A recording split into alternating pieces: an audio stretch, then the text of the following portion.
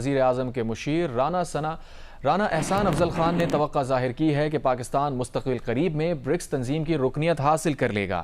राना अफजल खान का कहना है कि पाकिस्तान ने ब्रिक्स तंजीम की रुकनियत हासिल करने के लिए दरख्वास्त की है और उम्मीद है कि पाकिस्तान को मुस्तक़बिल करीब में ये रुकनियत दे दी जाएगी। ये जो जितनी भी कंट्रीज हैं वो एक अलग तरीका चाहती हैं कि जिस तरीके से वो वर्ल्ड में जो यूएस डॉलर की जो डोमिनेंस है उसको बाईपास करके एक ऐसी करेंसी निकाली जाए जिसपे सैंक्शन यूएस सैंक्शन का कोई असर ना हो और वो दूसरी ऑल्टरनेटिव करेंसी के अंदर उस पर चीन पाकिस्तान से गधे दरामद करना चाहता है। वजारत तिजारत के हुकाम की सेनेट की कायम कमेटी बराए तिजारत को ब्रीफिंग। काज़न में 2 रोज़ा सरबराह इजलास के बाद रूस के सदर पुतिन ने ब्रिक्स का अलामती बैंक नोट वज़रा को दिखाया था। बैंक नोट के सामने वाले हिस्से पर ब्रिक्स के संस्थापक देश रूस, चीन, भारत, ब्राजील और दक्षिण अफ्रीका के झंडे देखे जा सकते हैं। ही डॉलर खत्म हो गया है, डॉलर का खात्मा हो गया है, मार्केट में नई करेंसी आ गई है।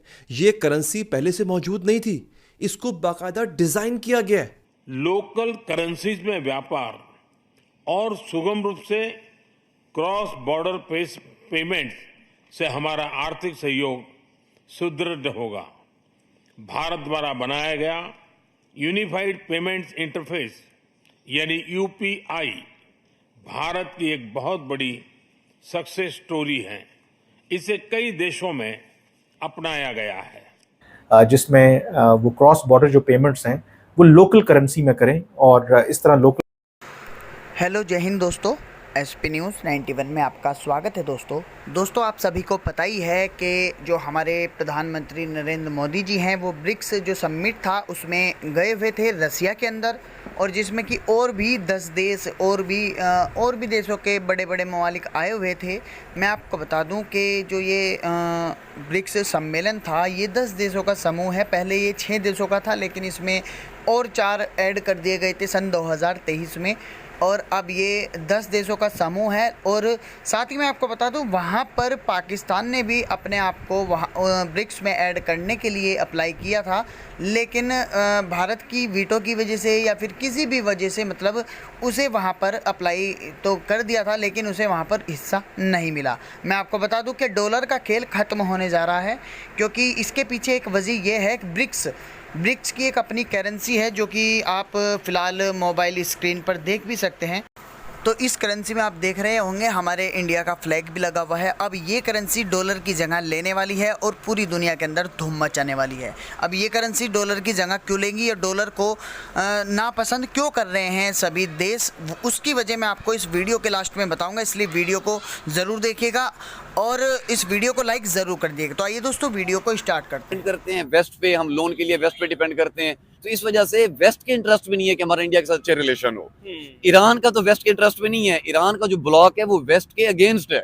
उसकी इजराइल के साथ भी वॉर है उसकी। अभी चले अब हम आप दूसरे पॉइंट पे आ जाते हैं आपके, जो आपने करेंसी से रिलेटेड किया। मेरे ये जो बात की ना कि ईरान का जो इंटरेस्ट है वो वेस्ट के अगेंस्ट है, वो अब यहाँ पे अगेन जस्टिफाई हो जाएगा। ईरान ने डे 1 में ये अनाउंसमेंट की ब्रिक्स के अंदर स्ट्रेट अवे बगैर किसी छुपे लफ्जों के कि अमेरिका से किसी तरीके डील किया जाए, और डील करने का ये तरीका है कि उसकी करेंसी को डिस्टेबलाइज किया जाए। और डिस्टेबलाइज करने का एक वाहिद तरीका ये है कि जस्ट लाइक जैसे अब यूरोप यूनियन की अपनी एक करेंसी है, ब्रिक्स अपनी करेंसी इंट्रोड्यूस करे और जो भी ट्रेड हो ब्रिक्स मेंबर्स का वो उस ब्रिक्स कंट्री में हो, वो ब्रिक्स वाली करेंसी में हो। अब जब ब्रिक्स की करेंसी के अंदर ट्रेड होगा, मैंने अब ब्रिक्स की बैठ के कंट्रीज देखी हैं, ये जो 36 कंट्रीज हैं ब्रिक्स की, यकीन जाने इसमें यूएसए को छोड़ के और यूरोप के भी एक आधा ही मुल्क है इसके अंदर, आर्मीनिया है। मतलब वेस्ट को छोड़ के दुनिया का हर मुल्क इसके अंदर है। दुनिया किस तरह डिवाइडेड है, अफ्रीका, एशिया, आपका यूरोप, आपका फिर ये वेस्ट हो गया, रशिया, ये ब्लॉक्स है ना आपके।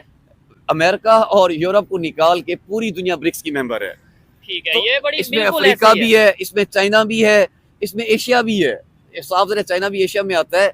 एशिया, अफ्रीका, रशिया, इतना बड़ा ब्लॉक मिलके अगर एक करेंसी निकालता है। ठीक है, आपने एक बात की है अमेरिका और यूरोप को साथ बीच में पाकिस्तान को भी डाल देंगे। अमेरिका, यूरोप और पाकिस्तान को छोड़ के बाकी सब कंट्रीज पाकिस्तान क्योंकि इकोनॉमिकली मैटर नहीं करता ना, कितनी कोई इकोनॉमी होगी हमारी, $1 ट्रिलियन की होगी। फिर भी दुनिया का 5वीं बड़ी आबादी है, ऐसा ना करें। देखें इकोनॉमी बेशक नहीं है, लेकिन आज भी ये नहीं मैं कह सकता कि भाई पाकिस्तान की उस तरह वर्थ ही नहीं है। आज भी अगर पाकिस्तान की फॉरेन पॉलिसी क्लियर हो जाए, बेहतर हो जाए, तो आपको नहीं लगता पूरी दुनिया यहाँ पे आके इन्वेस्ट करना चाहेगी, रिलेशन बेहतर करना चाहेगी?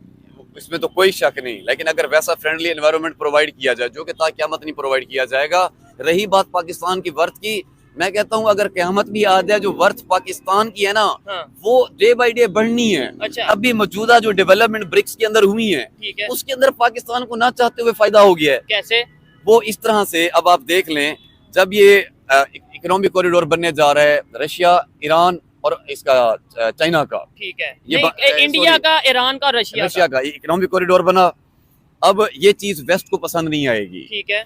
अच्छा, उसके बाद अगर डॉलराइजेशन आती है, ये चीज वेस्ट को पसंद नहीं आएगी। डी-डॉलराइजेशन, अब ये वेस्ट को पसंद नहीं आएगी। आपकी मतलब बेसिकली जो भी ब्रिक्स की अचीवमेंट है वो वेस्ट के इंटरेस्ट के अगेंस्ट है। ठीक है। तो वो क्या करेंगे? वो डेफिनेटली हरगिज नहीं चाहेंगे। बट इस चीज में तो पूरा वेस्ट एंजॉय कर रहा था कि चाइना और इंडिया की लड़ाई हो रही है, तो अब पूरा वेस्ट रो रहा होगा। अब पूरा वेस्ट रो रहा होगा। अब उन्होंने साफ इस चीज को टैकल तो करना है। ठीक है। टैकल करने के लिए उनकी प्रॉक्सी कौन है इस खित्ते के अंदर? आपस में तो इसीलिए अब आवाज उठी ब्रिक्स करेंसी को इंट्रोड्यूस करने के लिए। अब अभी जो रशिया के अंदर जो शिखर वार्ता हुई है आपकी ब्रिक्स के अंदर, उसमें रशिया के जो प्रेसिडेंट है पुतिन जी, उन्होंने ब्रिक्स करेंसी के बारे में उजागर करा।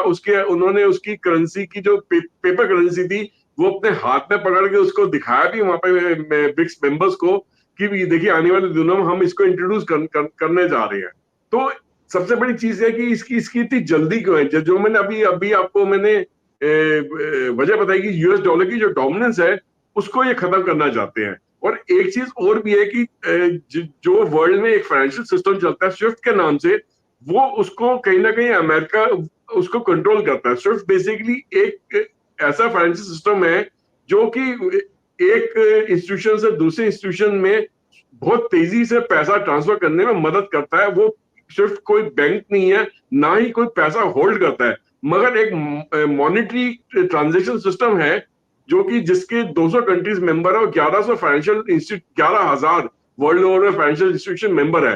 तो जैसे ही किसी भी देश को ऊपर सैंक्शन लगती है तो ये फाइनेंशियल इंस्टीट्यूशन स्विफ्ट जो है ये टोटल उनकी ट्रांजैक्शन को ब्लॉक कर देती है, जिसकी वजह से क्या होता है कि वो वर्ल्ड ओवर कोई भी अपनी ट्रांजैक्शन बिना स्विफ्ट के सिस्टम को यूज करे बगैर वो कर नहीं पाते। इसका उनकी कंट्री पे इफेक्ट पड़ता है, उनकी कंट्री की इकोनॉमी पे इफेक्ट करता है। इसी वजह से रशिया की इकोनॉमी पे, चाइना की इकोनॉमी, ईरान की इकोनॉमी में बहुत इफेक्ट पड़ा हुआ है। पिछले दिनों में जब इराक पे यूएस ने अटैक करा था, उससे बाद में लीबिया पे करा था, इजिप्ट पे करा था, इसी फाइनेंशियल सिस्टम को ब्लॉक कर दिया था यूएस ने, और वो उन कंट्रीज की टोटल हालात जो बिगड़ गए थे। तो अब ये कंट्रीज चाहती हैं कि किसी भी तरीके से एक अलग से कोई फाइनेंशियल सिस्टम क्रिएट हो ब्रिक्स के नाम से, जिसको हम बना के, और यूएस का जो डॉलर का सिस्टम है उसको बाईपास करके इन करेंसीज को यूज करके हम अपनी डोमिनेंस बना सके और वर्ल्ड ओवर हम कहीं जहां भी चाहे ट्रेड कर सके। तो इस तरीके से मल्टीपोलर वर्ल्ड में ब्रिक्स करेंसी को इंट्रोड्यूस करने का ये जल्दबाजी हो रही है। मगर क्या ब्रिक्स करेंसी को इस्तेमाल करना इतना आसान रहेगा, ये मैं आगे आपके इस प्रोग्राम में आगे डिस्कस करूंगा। अच्छा, एक चीज और मैं ये पूछ रहा था कि क्या सूरत हाल इतनी खराब है कि एक नई करेंसी लानी पड़ी, डॉलर पे बिल्कुल भरोसा नहीं कर पा रहे ब्रिक्स कंट्रीज? सूरत हाल खराब इसलिए है कि यूएस की जो